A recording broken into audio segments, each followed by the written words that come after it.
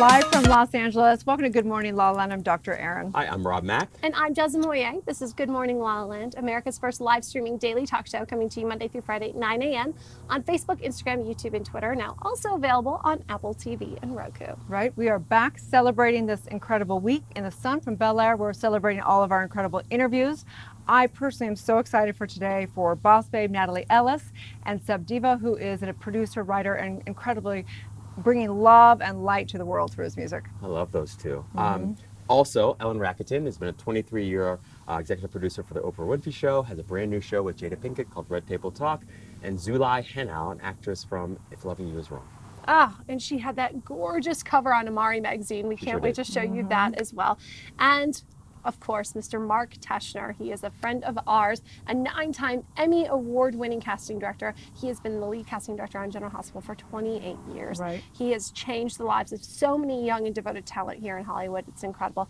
Conversation, as well as Jasmine Dustin, who is an inspiration. She's a model, she's an actress, and a true philanthropist. She's got a new movie coming out called Animal Among Us, amongst a million other amazing, inspiring projects. Right. Her Instagram page is over the top. It is. So beautiful. It is. She does it like through this orange filter. I'm like, wow, how do you have enough time in the day? Really makes you want to step up your Instagram game, doesn't it? For sure. Beyond that, she makes me want to step up my life game. She really, Absolutely. truly does live a very conscious, mindful life, Totally. as do all of our guests. We are hashtag community powered here at Good Morning LaLaLand and continually inspired by our incredible guests. So Right. stay tuned. We've got some great interviews. When we Welcome come back to Good Morning LaLaLand. I'm so honored to have Miss Boss Babe in the house herself, Natalie Elizabeth Ellis. I adore you. I just want to introduce you, give you a proper introduction. So she's CEO of Boss Babe.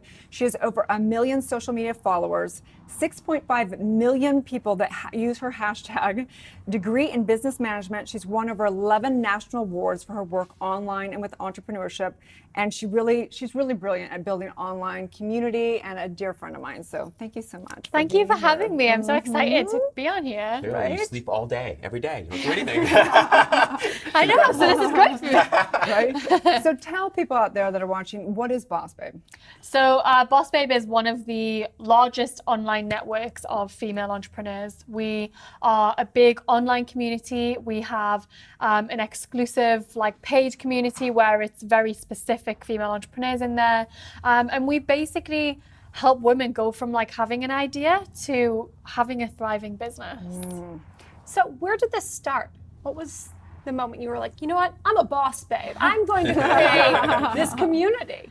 I mean, it started for me long before then when, I was this weird child. I was super obsessed with entrepreneurship. It's the weirdest thing to be obsessed with, but I was obsessed with it. And I just loved this idea of going from having this idea and making it a thing. That was just wild to me. And so I first went and did that. And what I realized through that journey was, firstly, entrepreneurship can open up so many doors. It got me from a very small place in the UK called Newcastle to traveling the world and literally living out my wildest dreams. And it was also a lonely journey, and all of these little things, I just thought, you know what, I want to work with women and show them that this is possible for them and bring them together with other women that have their back.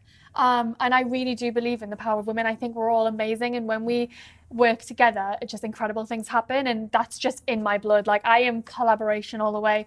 And so yeah, that's kind of where this idea was born. And Boss Babe was actually started already as an Instagram account with quotes, and it was so empowering. And I was like, okay, this is going to be my thing now. And it's kind of where it all began. So now you're officially the owner now. Yes. Right? Yeah. And so tell us about that transition. So yeah, I've been running it for about 2.5 years, but as a hobby. It was never really a huge thing for me in the beginning because I was still figuring out what it could look like as a business.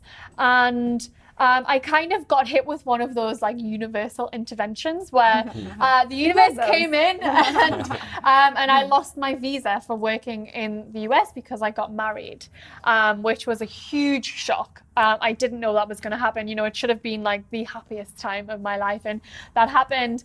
And at the time I was like, oh my God, this is the worst. And then I thought, you know what? No, let's turn this into an amazing opportunity. So I stepped back. I didn't do anything for 6 months but think.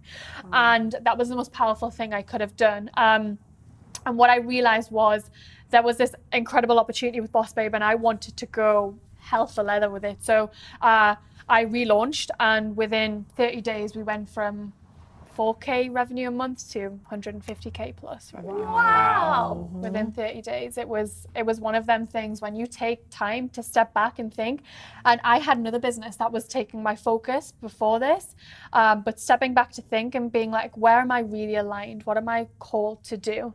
And when I give something my all, I give it my all. And that was it for me. I made the decision, I set that intention, and I have an amazing business partner, and we both just made it happen. You know, I find that so powerful because so many women have these moments in our lives, and men, where nothing's happening. And you're thinking, oh my God, what is the universe telling me? I'm not meant to do this. I'm not booking this job. I've lost all my money. And that's really an opportunity to give space to the universe, right? So true. But how do you navigate that? Because it's really hard to have a positive mindset in that time. I mean, even so much as taking 30 minutes of space a day, it's terrifying. Like if you say to someone, go and sit in a corner in the dark with no telephone and no podcast, like they're going to be terrified. And it is a scary thing. And, you know, it was a really hard thing. Like I didn't just I wasn't like, okay, this is a great opportunity. I was like, oh my God, like my work almost got taken away from me. And that was just the thing that I thrived on. It was what I loved to do. And so I went through a few weeks of being distraught and almost like, why am I even getting out of bed? Like, what is there to do? I'm not even able to work. And then that really, really quickly changed. I was listening to a podcast and just very much reminded me that everything that we're given is a gift and everything is a lesson. And if you can truly step into that, that would be incredible. And then I also thought about, okay, why did I get into business in the first place? It was to create freedom. And that's freedom of, you know, finance, not having to worry about money in the bank. It was being able to live wherever I wanted. It was all of these things. And that's what I built. And I had 6 months where I wasn't worrying about money and I wasn't worrying about all these things. And I had to learn to be grateful for that. Like, you want to create this business, have freedom. Now you've got it. See what's next. And I just used that time to read and do all those things I would never have had the time to do. What was the best idea that came out of that incubation period? The best idea that came out of it was something called the Society. So the Society is an exclusive membership community within Boss Babe. And one thing I realized is a strong community is one that has a lot of things in common and that really respect each other and almost sign up to be in that community and do what you expect of them in that. And for me, the Society was this place that women could come, whether they had an idea or an established business, but they committed to working on themselves and supporting other women.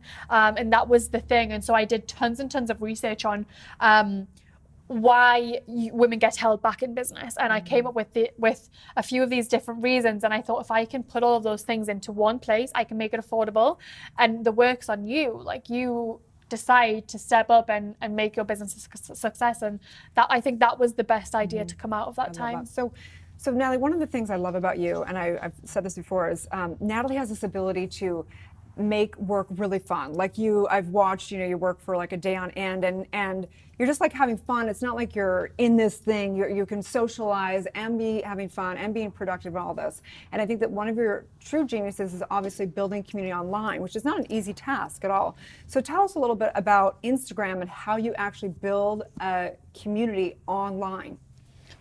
Yeah, that's so true. And I just think you should never take anything too seriously as well. Like, I mean, it's business. I always say, like, well, I'm not like doing heart surgery. No one's going to die if I'm not, like, it's never anything too serious. But when it comes to Instagram, I mean, the first thing is authenticity is so important, and to be able to show your most full self is so important, and using all the tools you're given to be able to do that.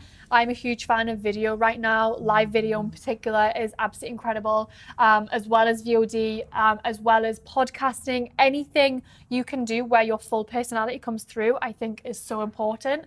And people want more than just a picture these days. They want to know who that person is behind the brand. So as well as that, when you're putting together your captions, your images, like, not just having the typical like outfit of the day, like actually like step behind the image. So like, what was going on for you that day? Like, what do you have to share with people? Like, what is your value? And I'm just a huge believer of value, value, value, always on social media. Like, people, when they land on your profile, they want to know, okay, what is this person going to do for me? And so that should come through in your description. It should come through in the links you share. It should come through in your images. You should make sure everything is really high quality and consistent. I think there's all of these different things, but if you also just aren't being your most valuable and amazing true self, it's very, very hard to get followers to stick around. I mean, that sounds beautiful, but it's also highly intimidating. Yeah. Be the best full version of yourself. Make sure it's a high quality thing. Tell all of your personal details in a caption and hope that people just love you. That's a beautiful concept that is not easy, and it's really like terrifying. It is. So how do you break through that? I mean, how do I get over that hurdle? Because I don't like to post everything about myself. It's too vulnerable. Yeah. So I think the first thing is making that decision of, why do I want to be on social and grow my social? So for a lot of people, they're so happy with a personal account and they don't want to grow it, and that's fine. But I think if you make the decision of, I want to grow on social media, I think thinking about what that means, because if you do it well, you're going to become a role model for so many people. And I think often someone can have 10,000 followers and think, oh, I've only got 10,000 followers. And I'm like, you are a role model to 10,000 followers. Can you imagine a room of 10,000 people? And so with that, I think you have to really accept the responsibility you have. And you're like, if I'm going to put myself out there, I think I have a responsibility to do it authentically. You know, I think we're so far past the accounts that make us feel bad about ourselves and shame us, and I think people are just craving this authenticity. So it's almost a decision, and it isn't for everyone. And that's the important thing to remember. Like, if you're listening to this and you're thinking, that just sounds exhausting for me, and I'm not sure that's something that I want to do. And I mean, the high quality images, it doesn't have to be like perfectly polished, but it has to look decent. Right. Like, it can be behind the scenes, but it has to look decent. If that's not for you, it's fine. It's all about finding the avenue that works for you. But I think really realizing the opportunity you have is so important, and to be a role model for so many people. If you decide to do that, you have to be all in. Man, I thought I was going to make a name for myself just hating on people. I guess not. That's what I've been trying. It hasn't worked, I guess. Good for you. So I spoke at one of the Boss Babe events. What was that, a few weeks ago now? Yeah, I think so. And what I think, and where I see kind of the future going, and I know that you're up to this, is online is amazing, and we build these communities and we touch and find people and friends and everything across the globe. So I'm so thankful for the online world. But I do believe that the future is people are dying for community. In fact, we know now it's a public health issue that 1 in 5 Americans anyway deal with chronic loneliness. And so you're now putting together, part of the society is going to events. Talk about women's events and where you see the vision of that going. Yeah, I 100% agree. Loneliness is such a problem, and I think probably all of us in this room could even say at some point we still feel lonely. Sure. We can have so many friends, but because we exist so much online or in front of a camera, it's terrifying. And yeah, so that's exactly what it's going to be. So Boss Babe and the Society, we're going to be putting on a lot more events. We have one this month. We're going to, in San Francisco, we'll be taking them to New York. We're going to London. And it's really important for me to be able to bring very like-minded women offline and actually meet in person, the kind of transformations that you have in a room like that.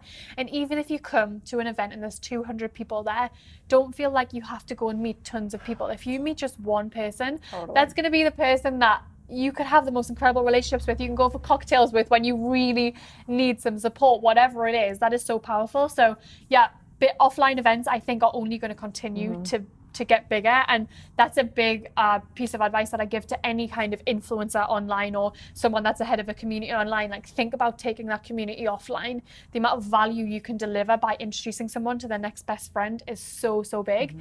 And I was just chatting to Laurie before about how the two of us are quite introverted. We're like introverted extroverts, and what I think is, you can be really introverted, but then the second you connect with someone that's just like you can feel like the most extroverted person ever. You can gain so much energy from that person.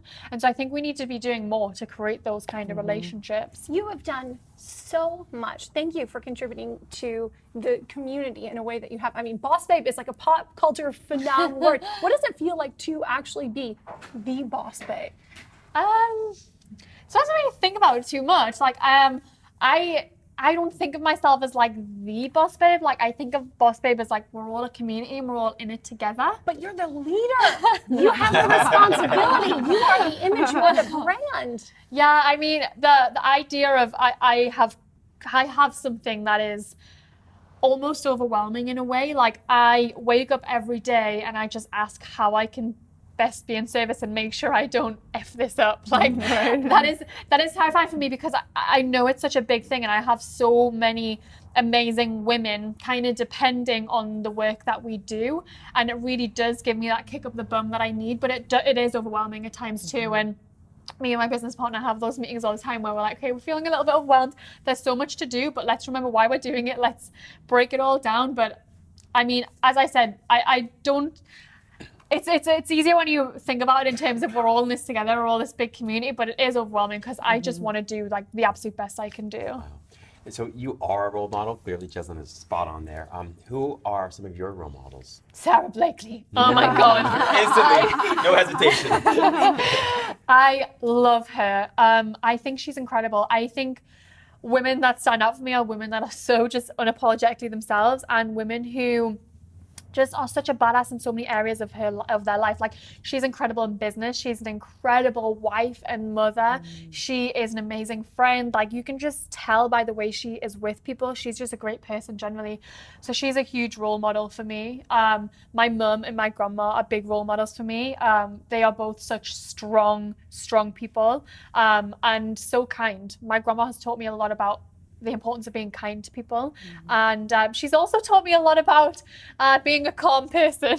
Oh, really? So I'm glad about that. But Sarah Blakely, in terms of business, is my #1 role model. Right. I love her. Right, and we want to give a big shout out to Nick Pigeon as well. Big hugs to Nick if you're watching. We love Nick. That's how we were introduced, and she works with you in Boss Babe as well, right? She does, yeah. And then I want to talk about one last thing before that's pretty near and dear to all of our hearts, which is really bringing all colors, all sizes, all backgrounds together in these women's events. I think that there's noticing going to these women's events, one will be like a bunch of white girls, one will be all African Americans, and I just feel like we need to do work on this, all of us, you know, as a culture. What is the deal? We're still being divided even as women in some weird way. I know, I completely agree. And I think as a white woman, it's so hard for me to speak about this. But one thing I know I can do more of and I can do better is bring more Black women onto the stage and make sure that we are representing everyone and making everyone feel comfortable and welcome.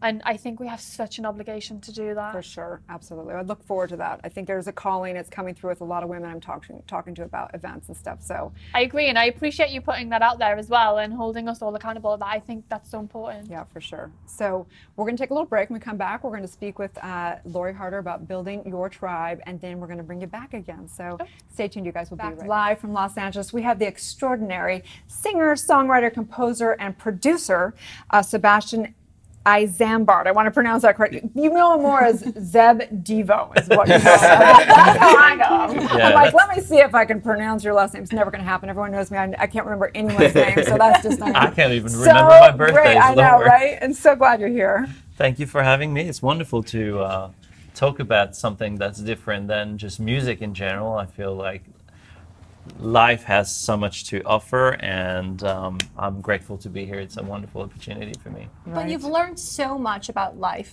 through your music. Yeah, music saved my life. Music was my best friend, was my therapy. But, you know, somehow, and I don't want to say but because it's not a nice word, and I would say that I'm lucky that in my life I found a purpose, and I find why I was put into this world. Music was an amazing therapy. Music was not enough, but music was just a channel between God and myself. Right. So you know, it's like, let's go back. Let's tell a little bit more of the actual story. So you've had obviously great success, incredible success, like 28 million records sold. You've had ups and downs, highs and lows in your life. Take us a little bit through the journey. what brings me to recovery in life is trauma. You know, I think a lot of us who are in this path have had trauma. It's rare to find somebody who's traumaless. And I chose in my life not to stay a victim. You know, what happened to me in childhood and my parents did the best they could then, and I love them, and I forgive them for everything that has happened. And I feel like I could either stay stuck in my life and always take a back seat and being the passenger of my life, or drive my own car and said, you know what, let's move forward and let's forgive the past. And that's kind of what was my journey. I had a difficult childhood, and I didn't want to stay enslaved into my past. But you drove that car to the #1 spot on the French pop charts. I mean, that is incredible. Yeah, I'm very blessed. I'm very lucky. I worked really hard, but at the end of the day, as I said, for me, I had lost faith because of that trauma.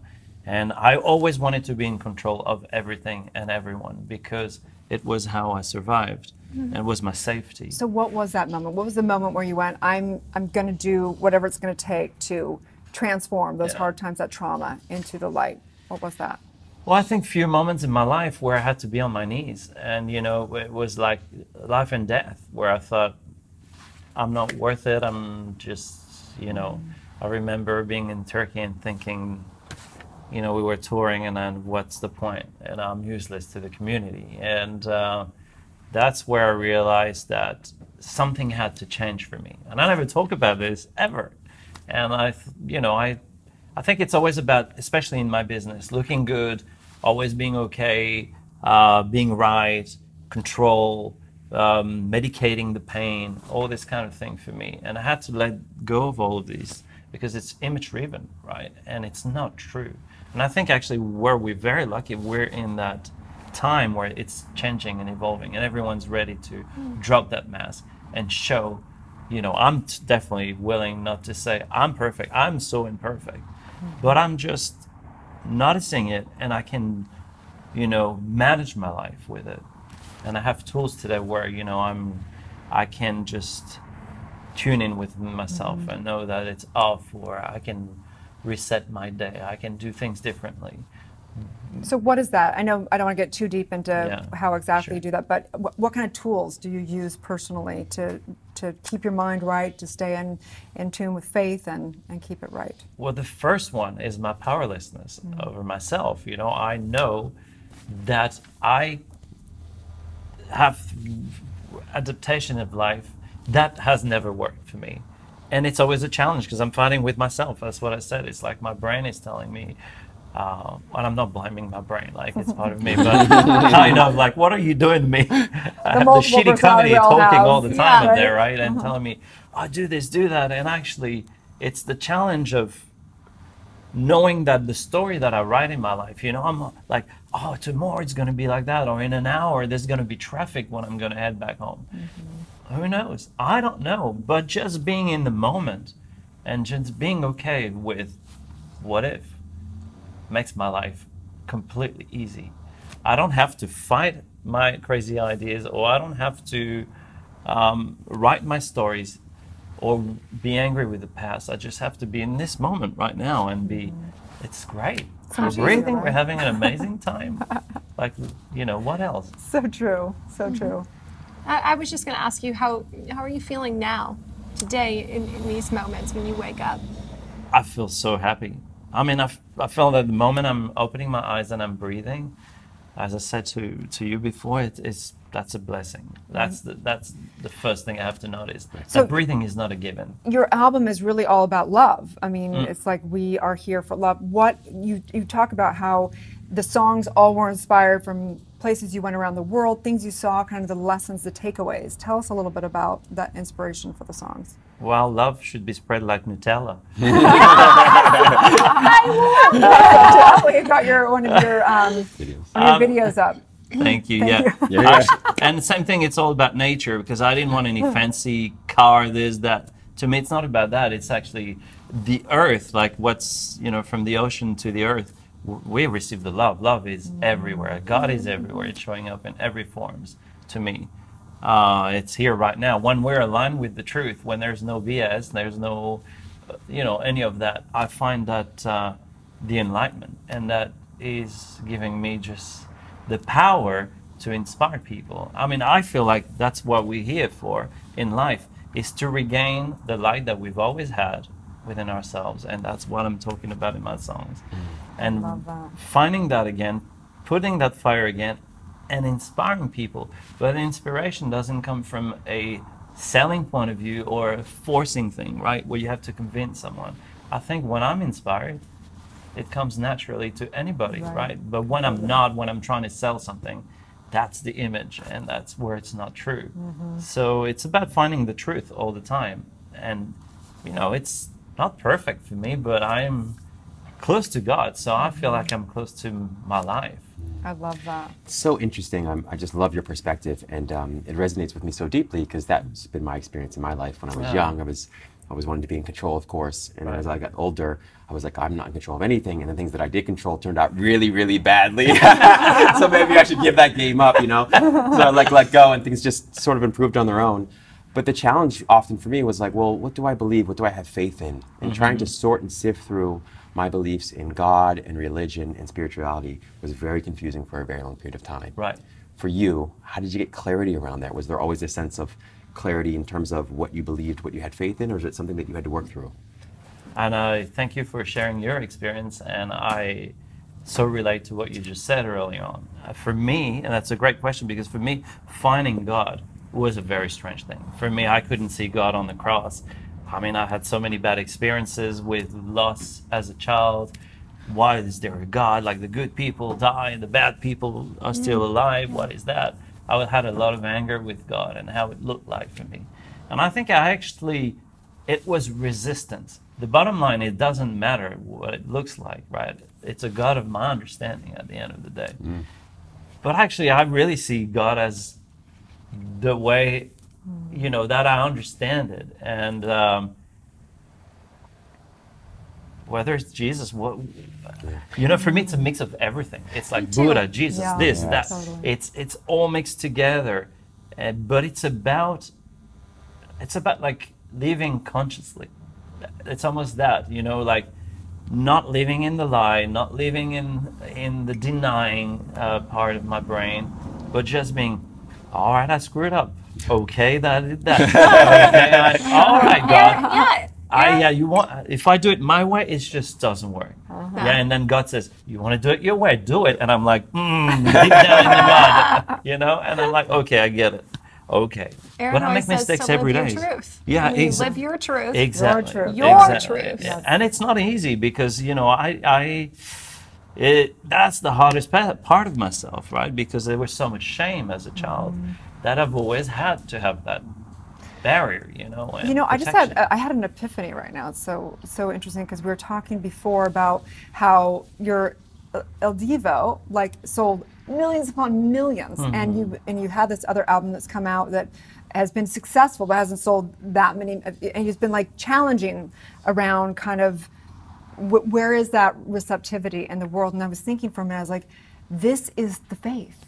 This is the faith. Like, you put out something that is your highest expression of art, what's from your heart, your truth, and it has been received by so many, and maybe not as many as the other album, but it doesn't matter, because the point is this, is that it is a faith, and that's like maybe the biggest blessing for us, is when we're doing like the show, and what we're doing sometimes isn't received exactly how we want it to be, but it's actually perfect, because it's what's giving us our practice to stay in faith and live that truth. Yeah, and that Like- just, you know, that's where we feel like when we're aligned in this moment, it's about giving back to the community what we've really received. You know, when we get that, I feel like, wow, that's amazing that we can inspire someone in despair. I mean, I've had I did a workshop, if I can talk about it quickly.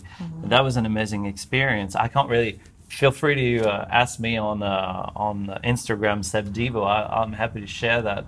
I'm not meant to share the name of the program, not because it's secretive, but just, you know, that's the ethic.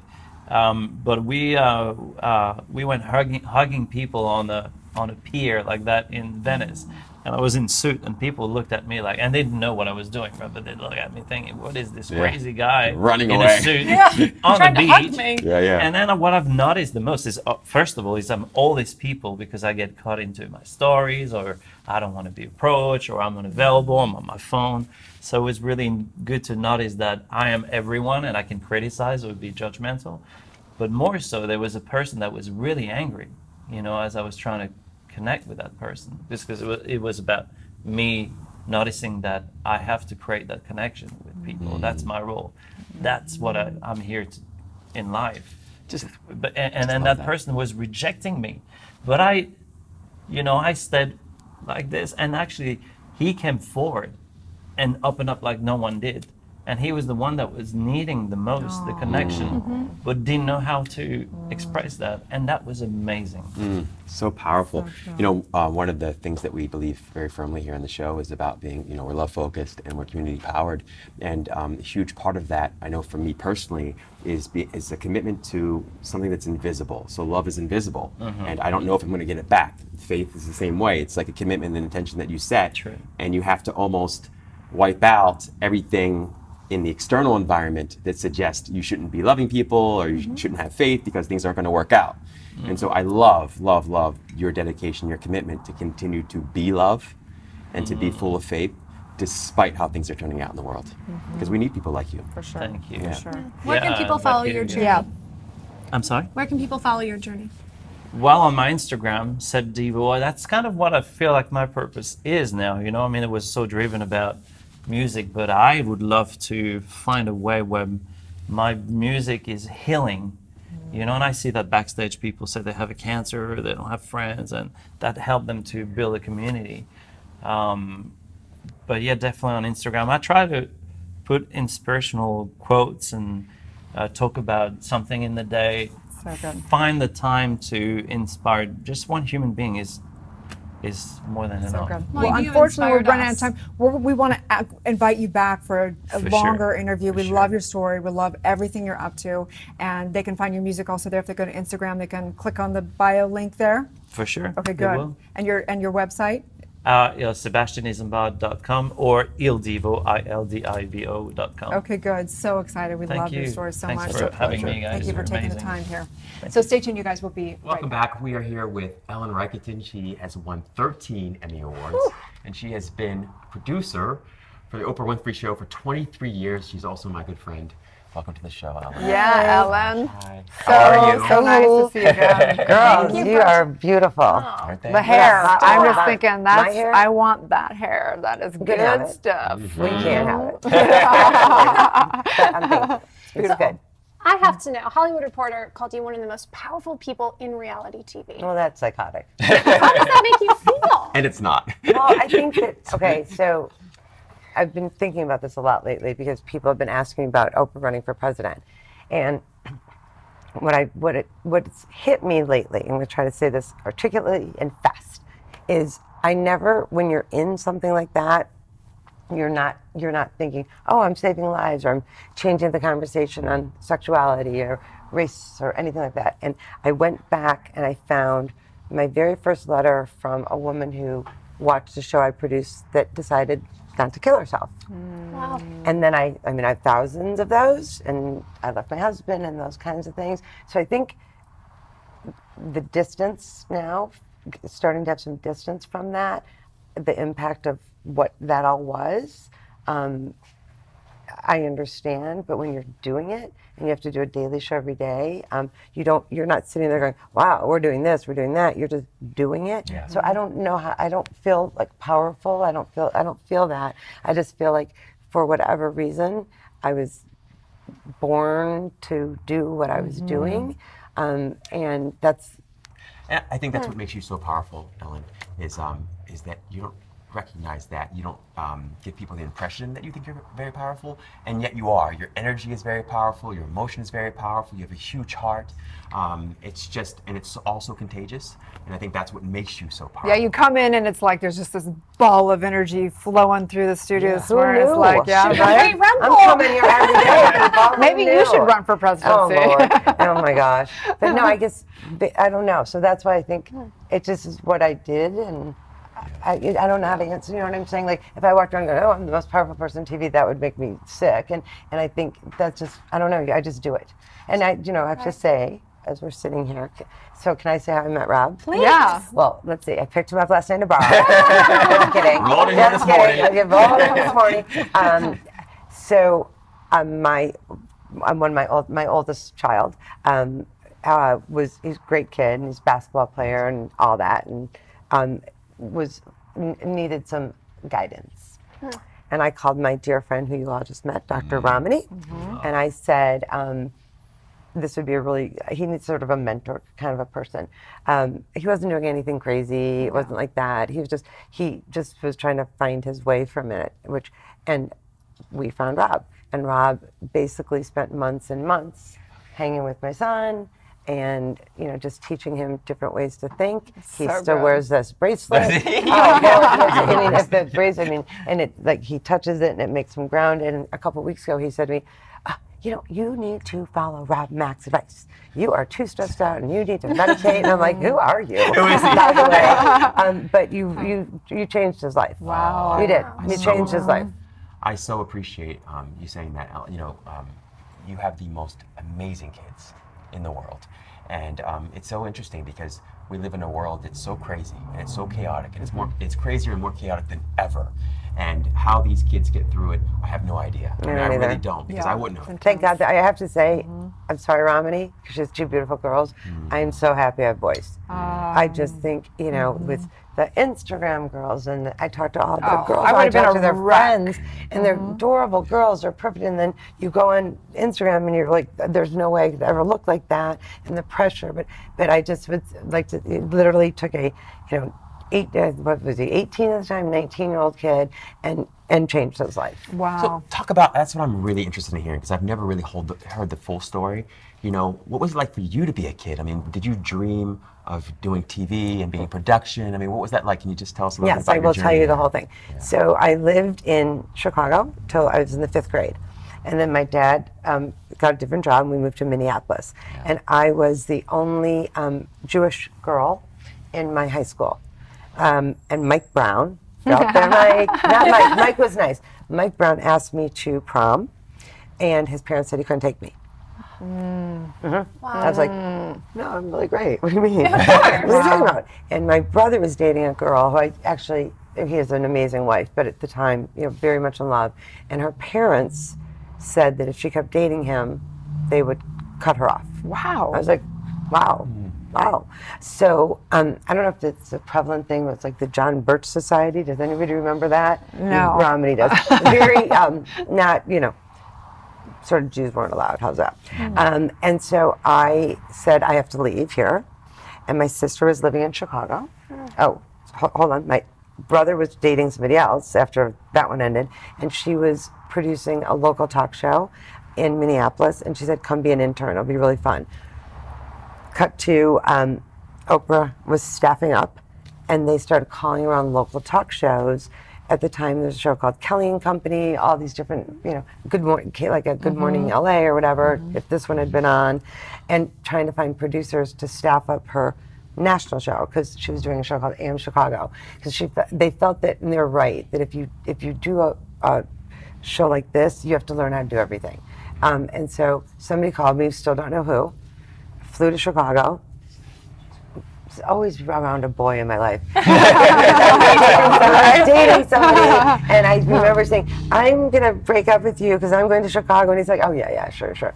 And I went, and I didn't take the job at first because of the boy. Yeah, I was like, yeah, of course, right? I was like 8. I don't even know what I'm talking about. I was like 10. It was like, you know what I mean? Like, whatever. So then I went back, changed my mind, and our first interview. So I was an intern at this show, and our first interview was really funny because I was actually underage, and it's the only time I've lied about my age to be older. Wow. Like, who does that, right? Especially not in this town. And I remember I had a really cute outfit on, and Oprah was like, she told me I looked like a Kennedy, which I don't know if that was, she thought that was good because she was close friends with Maria Shriver. And we went to a restaurant, and the wait person came and said, what would you like to drink? And all I could think of was MTV Spring Break. Long Island iced tea or sea breeze. That was all I got. I was like, oh, sea breeze. And then she was like, oh my God, that's what I drink too. Whoa. I was like, okay. Bonding. That was how I got the job. I mean, but like seriously. And so there's 4 of us at the beginning working in like this big. And we all, not Oprah, but we smoked cigarettes back then in a closed room. It must have been quite pleasant. And the thing was there was no infrastructure. We just did what we wanted. So we'd come to work and say, oh my gosh, I went on a date last night, you didn't call me back. Let's do that show. Oh my God, I felt fat today. Let's do that show. Oh, what are the best jeans for your butt? Let's do that show. Like it was overused words, authentic and organic, but there was no plan. There really was no plan. Wow. And so I think that's, and then it just, when we went, our very first national show, welcome to the very first National Open Movie Show. If you've never seen that clip. So you didn't feel like it was a mission. It was more just like, we're having fun, we're working, and it just like... No, because our very first show, we could not get a guest because nobody knew who she was. We tried Don Johnson, and we sent him like sunglasses and when it was still politically correct, a mink teddy bear. We couldn't get anybody. And we ended up doing a show called How to Get a Man to Marry You by a woman who wrote a book. Oh my gosh, my brain. Margaret Kent. Why do I remember this? But we couldn't get anybody to do the show. So we were, I don't want to say forced, but we had to figure out what we wanted to see and what we cared about. And that was really it. And then it went one thing to the next. And actually celebrities were never a favorite of hers to do. That was always not. Interesting. Unless it was somebody that really came to play like a comedian, but she was never big on celebrities. So we just made it up. So when was the moment when you went, holy crap? I know, people ask me that. You know what, I wish I could answer you. We made it. I don't know. Well, the very first show, so Phil Donahue, if anybody out there even knows who that is, that was the only other show of its kind on. And the very first show, our ratings were higher than his. Wow. And I remember her coming into the office saying, we beat Phil Donahue. And we were like, oh my, what? And so, but then I think when I really realized the responsibility that we had, we did a show on decorating tips. And one of the tips was put lavender, don't do this, anybody. To put lavender oil on your light bulb because it'll smell, well, their house burned down. Yeah, that was bad. So then we were like, oh, people are listening to us. Like, we can't do that. And then we did a couple of things that made us feel bad. We had Angie and Garth. They were having marital problems, and we brought his mistress out on the air to meet her for the first time. That was a bad idea. And we realized that's not what we wanted to do. But that was that time in history around reality shows, right? No, because like those shows, like Sally Jesse and Montel and those people weren't on yet. They hadn't come out yet. No, and we did that, and we realized we don't want to do that. We don't want to be the paternity testing people. And so the mission statement was inform, enlighten, uplift, and entertain. Love it. So you can put a lot in there, by the way. You can just put broad. But we realized that, I mean, we still wanted, you got to do stuff that people are going to watch and everything, but we realized we didn't want to do that. And so I think then that was a very big turning point for us, that we didn't want to be exploitive, and we didn't, that's when we decided we were never going to have the KKK on again. We did those shows because we realized we were giving somebody a platform, and we were being used. We thought, oh, we're shedding light, we're shedding light. So I think it was, there was a couple pivotal moments. Garth and Angie was a big one. Right, and so fast forward today. I know that you have so many projects and amazing things, and we want to bring you on for Friday because running for president. Okay. No, not gonna happen. Right here. So because you guys, you guys are great friends, and this is about relationship, and I know that you have kind of an interest in relationship in shows. So what is that? If you had a magic wand, what does that look like for you? Well, I just created one. How's that? Okay, there you go. I'm really excited about it. So as we talked about, I have these 2 teenage boys, and they're funny and very funny, and also very protective. And I've found more and more, I don't go to them for advice because that would be inappropriate, but every once in a while they'll say something to me, I'm like, wow, I just really didn't think about it that way. Oh, okay. So I decided that there should be a generational conversation. So mom, daughter, and then the grandmother, but the grandmother's really young. So Jada Pinkett Right. Smith, her Amazing. daughter Willow, and Jada's mom. And it's going to be great. Really Shout out to excited. them. Love I all love the that whole you're family. having the generational conversation Yeah, now. because we all as moms sit and talk about our kids, ask your kids. So that's what I started doing is I started, instead of saying, this is what you should do, I want, like, what do you think? How's that for starters? What do you think? And also, I learned early on, I co-created the Dr. Phil show, and one of the things he said to me, he had 2 boys, he said, do this. Don't say, I'm proud of you, say you're proud of yourself. So just, that's powerful. So I think what I just started to realize is that they have a lot to say, and they have all their forms to say it, but as parents, they tell me too much, by the way. Right. My youngest son, which he will never see this, thank God. He'll never forgive me. But we were driving a couple weeks ago. I'm like, so Nick, whatever his name is, have you had sex? And my friends are like, I can't believe you talk to your kids that way. Yeah. And then so they're important that you spilling do the beans. They're like, okay, well, let's reel this in now. But I just, and all my kids' friends say, we can't believe your relationship. It's not like I'm not like that mom who's endorsing drinking or smoking pot or anything, like that, but I'm real about what's happening, and I don't want them to have to hide anything. And from a spiritual perspective, kids are, they're really our peers. We're born of whatever, and I think it's so important in our culture to listen. They have a voice, just like, they have a great voice, and they know intuitively so much, wisdom is social great. Media and everything else, their voices are, I think, and I just think that I want to hear. I was fascinated. I asked one of my kids, how easy is it to get drugs? And he was telling me last week that the new drug of choice on college campuses is, they call it bars. Which I've is never even heard that. Xanax. And there's some new rapper out, who's great, actually, his name's Russ. He's singing sort of against when the you hear bars. So, but I like the fact that it's an open, they tell me instead of hiding it from me. So I think and I think this, I know a lot of parents who are doing the best they can. Can I say ass?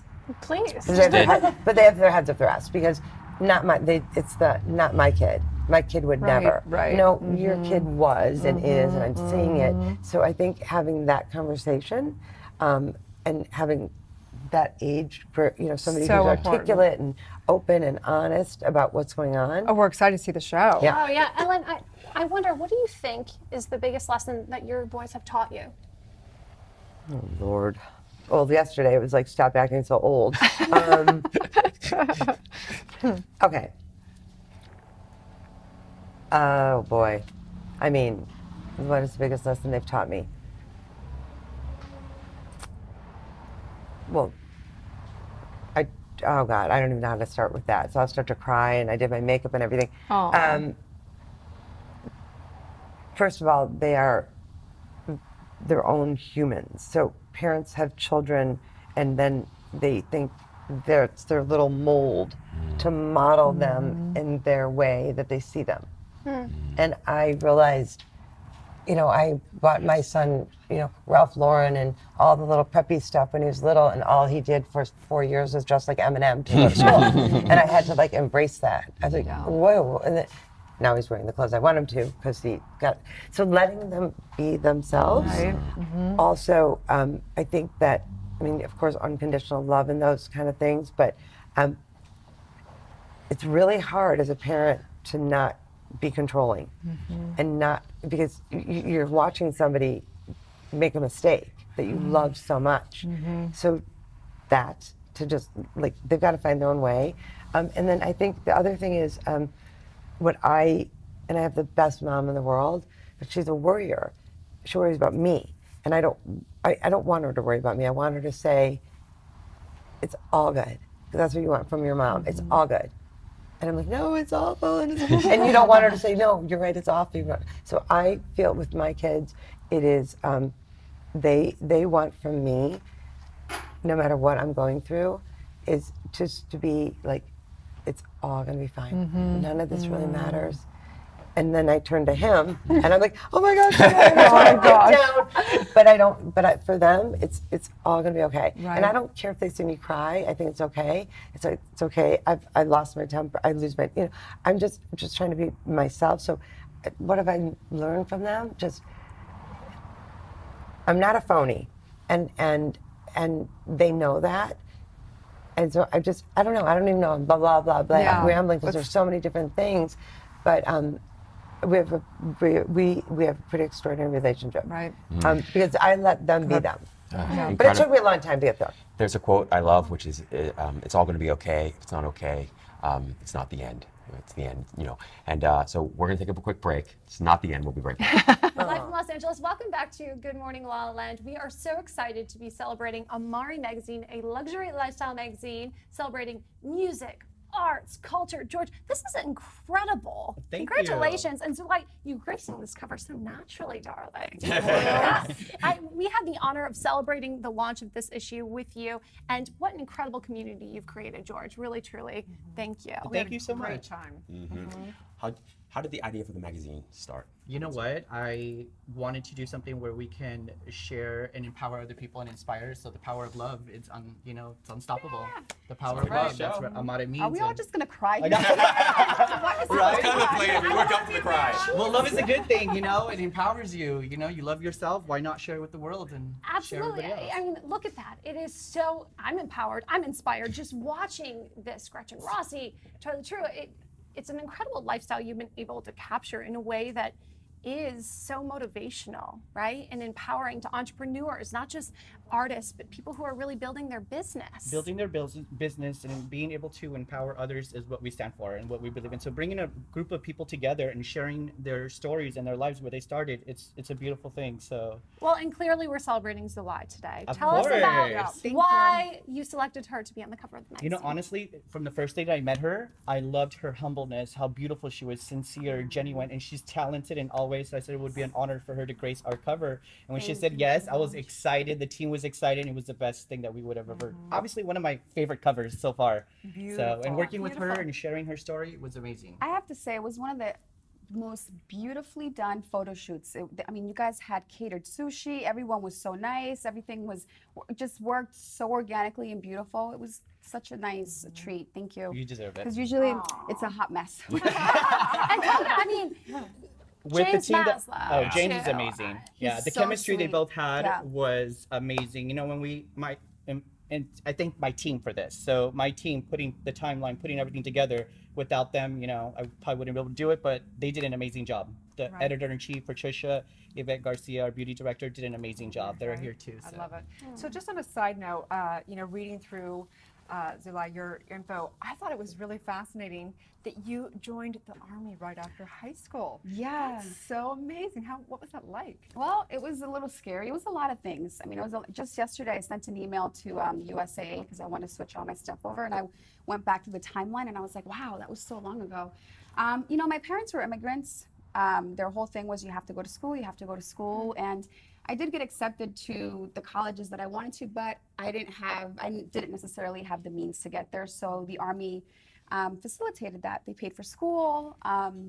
They helped me get here. I think it's so cool. I mean, Yeah. from the Army to the, to the red carpet, to the cover of the magazine. So unconventional, but so amazing, because God is so amazing. And it was always like my vision. People would ask me, well, what do you, I'm like, no, I'm only here for 3 years. I'm going to go be an actress, guys. I'm moving to LA. They're like, okay. They used to call me, they were like, okay, you cutie. Sweet thing, yeah. I forgot the You meds sweet today. thing, yeah. I was like, okay, sweet thing. You wait a minute.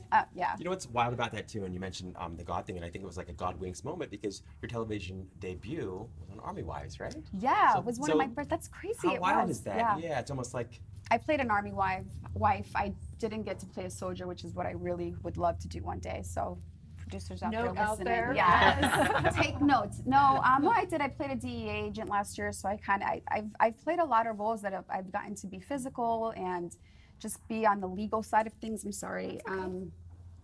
Wear uniform. I did MacGyver, where I played an Air Force pilot. that was one of my really classic cool. favorite TV Yeah. shows, MacGyver. Yeah. So- Yeah. Really? Yeah, it's It's a always good was. show. Yeah, so Do- clever. Do you like the remake? I do like the remake. I never saw the original version because I'm not that old. Oh, But sorry. it's a replay. Sorry. So kidding, but clearly I am plenty old. But yeah, I do absolutely love the remake. I mean, I love most of everything you do. I love everything you do. And Thank you. I have to say, one of the things that inspires me most about each of you and both of you is the fact that you're so much about not just yourselves, but also other people and the empowerment piece. You know, and so I wonder, like, who inspires you most in your lives? Is there somebody that... You want to go first? You know, my inspiration, honestly, my mother.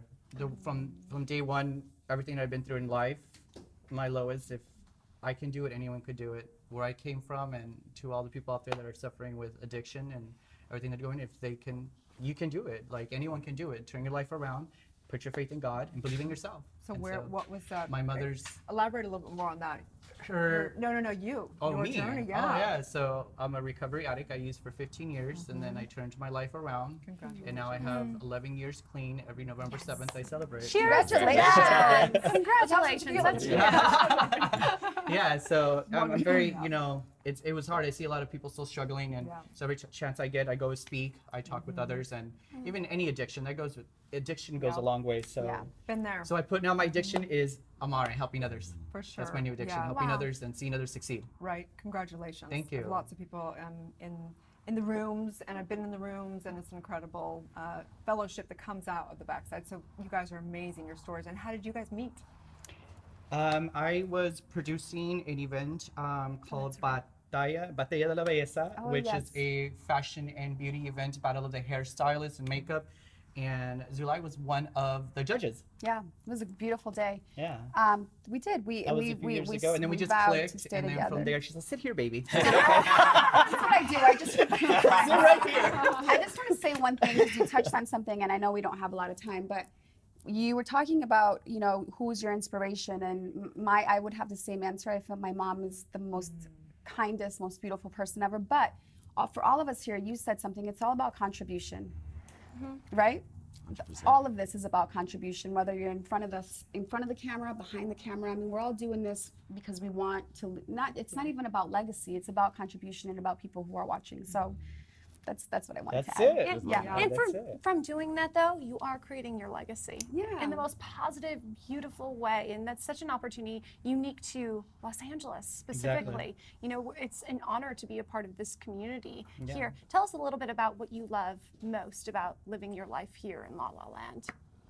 Oh, that's easy. The opportunity. The weather. Sunshine. The weather. And the opportunities to live. You know, coming back from Greece, they go, "Oh, don't you just want to stay there?" And I go, "No, like I loved it. I just got back from Greece, so it was beautiful. I loved it. It was like I felt like a unicorn. It was like so, it was like magical." And You are a unicorn, that's right. You are. Right? And when I got back, I said, "You know, we have it made out here. Out here, we have it made. We are taken care of Take and it easy. spoiled. Take it easy. We are spoiled. You know, the land of opportunity. Yeah. That we come here to make our dreams happen, and they do happen. You just, you know, follow through, be consistent, and believe in yourself." It's such an incredible point. You're absolutely right. And I think, you know, so much of my life is improved just through gratitude, right? And you make a great point about the opportunity that exists here in the States. And we have an expression, you know, sort of, you know, strike when the iron's hot, but also make the iron hot by striking. Yeah. And that's one of Yes, the say yes to opportunity. Yes. Be a yes person. And that's one of the things I've noticed about both of you and both of your stories. And I know, Zulai, you're working on a project now. I am. And you're taking advantage of that. So can you talk to us a little bit about, you know, how you make the most of opportunities and how you find and create and carve out your own? Well, yeah. See, because it's about contribution, and because it's about your individual story and what you can impart through each project that you do, I decided that I needed to create something on my own that, one, to create a story and vehicle for myself, yes, but also to tell the story that I want to tell. Because there's nothing like, for example, I saw The Shape of Water on the plane the other day, and I was so embarrassed because I was just sobbing. At the end of the movie, I'm like, Zulai, stop it. And that's what I want. That's the kind of impact that I want to have on a film, that I have creative control on behind the scenes and in front of the camera, because I think that's why we go to the movies. We go to the movies for a plethora of reasons. I think the most powerful ones are the ones that shift your perspective, the ones that make you think about something a little bit differently, and to just open your eyes a little bit. And that movie woke me up. Not the love aspect, but the pain aspect. How pain really, really can and will transform you and transmute itself into the most amazing gift ever, if you let it. Chills. The alchemist. True. Wow. If you let it, Alchemy. right? I can say, I honestly feel like you've done that to so many young Latinas and women. You're paving the way for them. So when they Oh, look that's at so- you, so many people, I've heard so many people come up to me, oh my God, she inspires me, she motivates me. And you do that for a lot of our mutual friends. I get this little thing in my Yeah. stomach because I know that's really sweet, and it's hard for me to accept that. I appreciate it, but that's the goal. That's Yeah. the goal. Yeah. You're already there. I just love Yeah, that. that's right. I know that for both of you, spirituality is a huge part of Oh, your yeah. lives, right? So you can That's talk another thing why we connect. Yeah, can you talk to me a little bit about that? It's energy, light, healing. It's just, you know, evolving into we should be evolving and, you know, sharing our light. I feel like we all have a light, so why not let us all shine? How do you tap into that light, George? Is there something that you do or? You know what? read I feel like God has a way of leading you where you're supposed to be connected with, and I feel like our synergies, when they lock in, it's locked in. It feels like for life. We're locked in for life. So you know Till that's the wheels fall off. yes, exactly. Till LALALAND said. I would really agree with you and feel the same, and that's what inspired the entire show is really the inspiration and the connection and the personal stories. And so we really consider you guys a part of Good Morning LaLaLand, Focus TV, and Well, so, thank you yeah. for Good Thank Morning you for LaLa having and us. for having Also- us and putting us all absolutely. together. If it wasn't for Yeah. you guys, we wouldn't be able to share what we're doing Yeah. today. Absolutely. And we also appreciate a really good smoke show, which you've got going on Yeah. right now. Have a On the little, couch. have a little Yeah. tear that's Positivity, waiting that's to what drink. it's Exactly.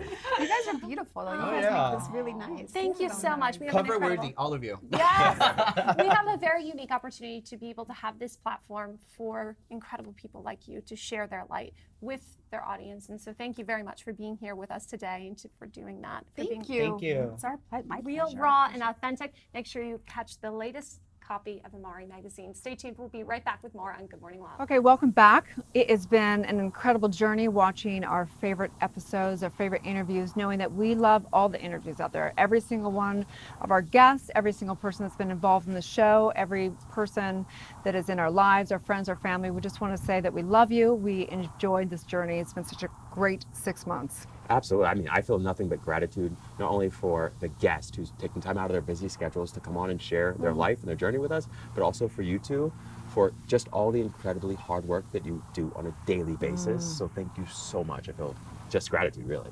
And a very special thanks to the Focus TV community for including us, supporting us all the way through. And for giving us this house.